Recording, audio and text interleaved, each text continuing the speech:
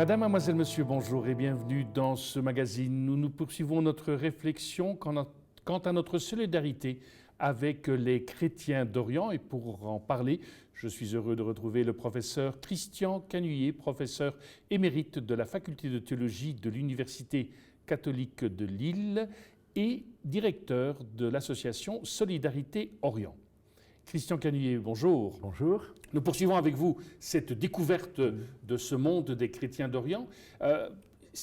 Et là, vous avez un peu parlé de la liturgie. Est-ce qu'on pourrait un peu approfondir cette spécificité, puisque vous avez dit dans l'émission précédente qu'une célébration durait 4 heures. Chez les Coptes. Chez les Coptes, oui. C'est pas le vrai, c'est tout. Parce que, donc rappelons que ce qui caractérise le Proche-Orient, c'est évidemment la diversité des traditions liturgiques.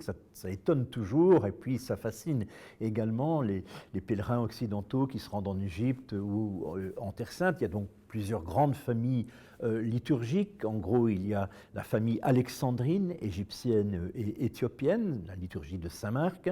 Vous avez la famille antiochienne, les églises de tradition syriaque, y compris les maronites du Liban, les syriaques orthodoxes, les syriaques catholiques. Vous avez la tradition anatolienne, je dirais, le rite arménien, et puis alors également donc, le rite byzantin qui s'est élaboré à Constantinople, mais qui a été à partir de l'époque des croisades, quand les croisés ont chassé de leur siège les patriarches d'Antioche et les patriarches de Jérusalem, ils se sont réfugiés à Constantinople et certaines églises d'Orient, ce qu'on appelle l'église melkite notamment, ont adopté le rite byzantin, donc qu'ils partagent avec les Russes, avec les Grecs, ça, mais en arabe.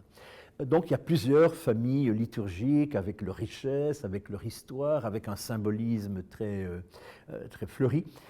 Mais ce sont toutes ces liturgies se rassemblent sur un point commun, c'est l'importance centrale de la vie liturgique dans la vie chrétienne. Vous avez eu la gentillesse de rappeler que j'ai été longtemps professeur à la faculté de théologie de Lille. Le concept même de faculté de théologie en Orient, je ne vais pas dire qu'il est déprécié, mais là n'est pas l'important. Le lieu théologique par excellence, c'est la liturgie. Un hymne byzantin dit que le cœur de la liturgie, CHOUEUR, est un cœur de théologien.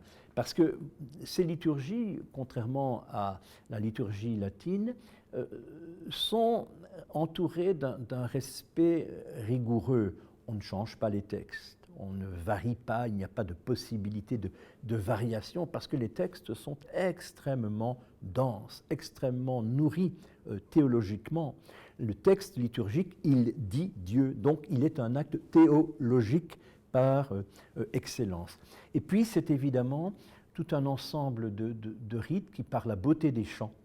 Et ça me frappe toujours. Vous pouvez aller dans n'importe quelle petite paroisse d'un bled perdu dans le désert de Jordanie et vous allez trouver là une chorale décoiffante, avec une force, une justesse de ton, un enthousiasme, des jeunes aussi, alors que ce n'est pas toujours le cas chez nous, malheureusement. Il y a ce sens de la beauté de la liturgie qui est très marqué, le sens de la sainteté. Dans certaines églises orientales, on se déchausse lorsqu'on va communier, que l'on pénètre dans le cœur, car se déchausser n'est pas une pratique musulmane dans un lieu saint. C'est Moïse qui se déchausse lors de la vision du buisson ardent, ôte tes chaussures, car ce lieu est saint. Les chrétiens d'Orient le font encore.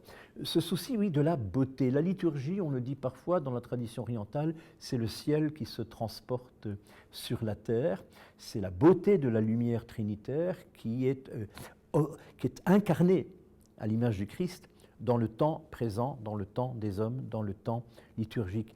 Il y a un homme que j'ai connu au Caire et qui incarnait cela, c'est un belgo-égyptien, c'est le père Xavier Hid, qui était donc issu d'une famille de notables levantins, d'origine syro-libanaise, mais vivant en Égypte, comme il y en avait beaucoup jusqu'à la chute de la monarchie. Son arrière-grand-père avait été Drogman, traducteur du duc de Brabant, notre futur Léopold II, lors de ses voyages en Égypte en 1854 et 1860. Et les Héides avaient acquis la nationalité belge et égyptienne, ils étaient consuls. Et le père Xavier, dans les années 40, est retourné en Égypte, il est devenu prêtre de l'église grecque melkite catholique, donc de tradition byzantine. Il était prêtre à l'église Sainte-Marie de la Paix, où célébrait le célèbre islamologue Louis Massignon, mais qui avait été ordonné plus ou moins en cachette comme prêtre de l'église melkite. C'était un centre de relations écuméniques et de dialogue islamo-chrétien extrêmement vivant à cette époque.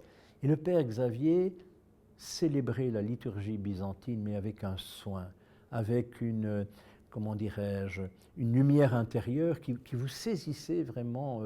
Il faut d'ailleurs que nos amis belges qui nous écoutent, ou nos amis français, allez à Saint-Julien-le-Pauvre à Paris, allez à la rue de l'Orient, l'église melkite byzantine de Bruxelles, et goûter la liturgie.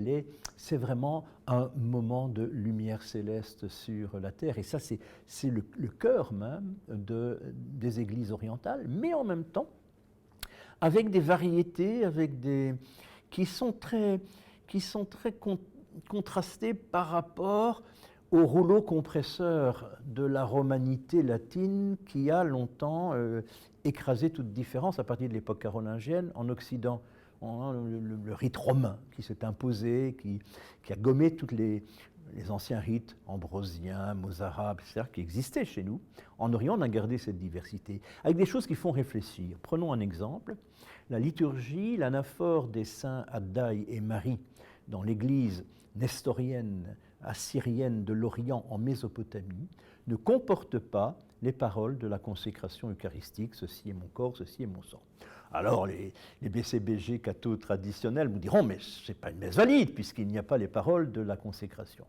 Or aujourd'hui, le comité intercatholique catholique et assyrien organisé par la Fondation Pro Oriente du cardinal Schönborn reconnaît, l'Église de Rome reconnaît la validité de l'anaphore de Addaï et Marie qui ne comporte pas les paroles de la consécration eucharistique, mais dont toute l'économie tend vers la célébration du mystère, de la présence réelle de notre Seigneur dans les saintes espèces consacrées. Ça nous montre qu'il ne faut pas, comme on l'a trop fait dans la tradition catholique, s'attacher à la lettre, s'attacher de façon un peu fétichiste à la matérialité du rite, mais qu'il faut en réalité considérer l'esprit de la liturgie, de la théologie qui est en œuvre dans la liturgie, pour en éprouver la validité. Je crois que c'est un exemple très très intéressant. D'autres exemples que vous avez en tête par rapport à cette liturgie de ces chrétiens? Oui, évidemment, il y a aussi si vous voulez, des exemples qui nous montrent, qui révèlent le poids de l'histoire et de nos déchirures. Un des plus importants, c'est bien sûr dans le credo, le fait que dans les liturgies orientales, on ne dit pas que l'Esprit procède du Père et du Fils. Je rappelle que c'est une adjonction que les catholiques ont, à l'époque de Charlemagne, eux-mêmes insérée dans le credo, puis ils vont reprocher en 1054 aux orientaux d'avoir ôté le filioque du credo. Non, excusez, c'est nous qui l'avons ajouté sans concerter les autres églises. On ne le prononce pas dans les liturgies orientales, sauf dans les églises orientales catholiques qui l'ont parfois inséré, mais ça traduit aussi un accent mis sur l'importance du Saint-Esprit dans la théologie orientale. Vous savez, j'ai participé à un petit livre qui réunissait toutes sortes de prières de toutes les églises du monde. On l'avait présenté à Lille avec l'auteur et j'avais proposé à cet auteur, enfin le maître d'œuvre, de lire des bénédicités des traditions orientales et occidentales. Et il y avait quelque chose de frappant. Tous les bénédicités en Occident s'adressaient au Père ou au Fils ou aux deux en même temps, jamais à l'Esprit. En Orient, il y avait toujours la dimension trinitaire. Un évêque oriental me disait encore, est-ce que toi, parfois, tu t'adresses au Saint-Esprit en lui disant, Saint-Esprit, je t'aime, comme on aime une personne, comme nous pouvons le dire au Fils et au Père, il faut bien avouer qu'on a un manque de sensibilité vis-à-vis du Saint-Esprit. Et c'est la raison pour laquelle l'Orient n'aime pas cette adjonction qui procède du Père et du Fils, parce que ça fait du Saint-Esprit la personne dépendante des deux autres. Et donc ça déséquilibre, si vous voulez, la Trinité. Et d'ailleurs, si nous, dans le credo, en général, on peut s'incliner au moment de « et il s'est fait homme », nous nous inclinons en souvenir de l'incarnation. Les orientaux s'inclinent quand on dit « je crois en l'Esprit Saint qui est Seigneur et qui donne la vie ». Il procède du Père et à ce moment-là, on s'incline et on se signe parce que c'est la conclusion trinitaire de la foi chrétienne. On ne peut pas s'incliner devant le mystère.